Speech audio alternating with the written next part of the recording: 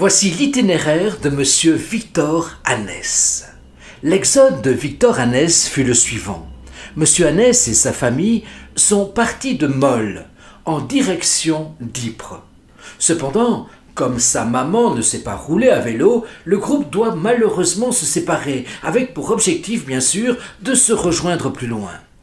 C'est ainsi que Victor Hanès, son père et une sœur arrivent à Rouen.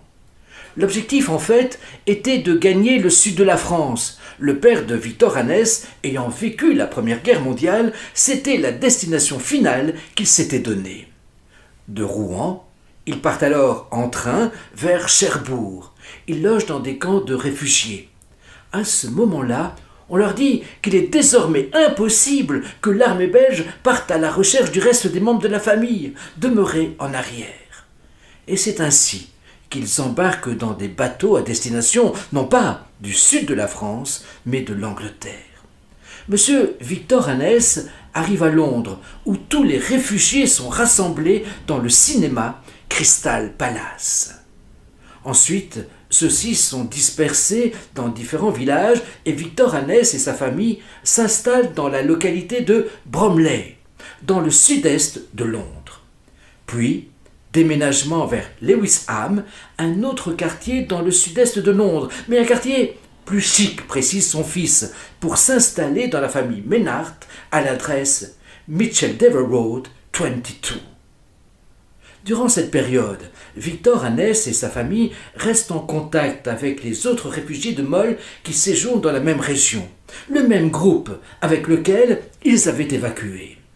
À un moment donné, un certain monsieur Charles-Auguste Decoq, un entrepreneur, directeur et propriétaire d'une usine de chicorée, prend contact avec Victor Hanès et lui propose un travail dans son usine.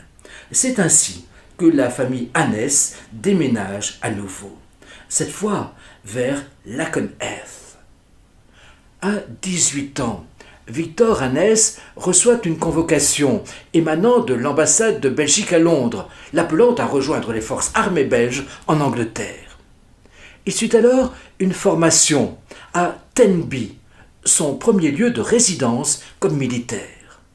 Ensuite, il arrive à Leamington Spa, puis à Walton Hall, près de Wellesbourne, pour commencer son entraînement militaire.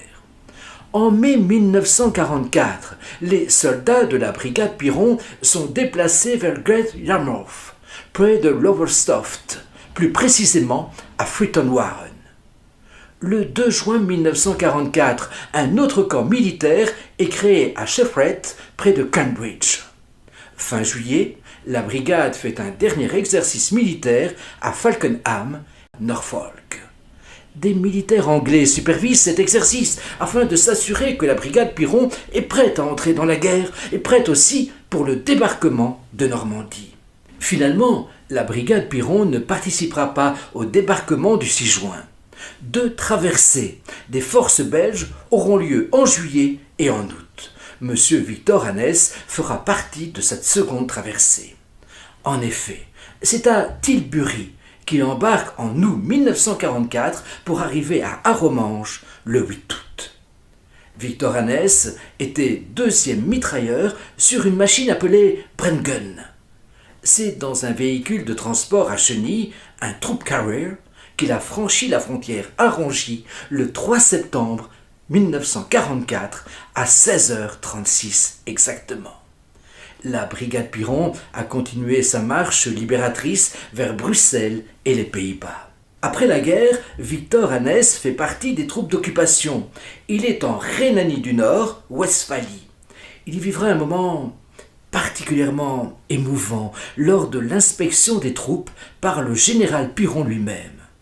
En effet, devant des centaines et des centaines de soldats et de militaires, le général Piron passe devant Victor Hanès, le regarde, les yeux dans les yeux, et lui dit « Vous étiez avec moi en Normandie. »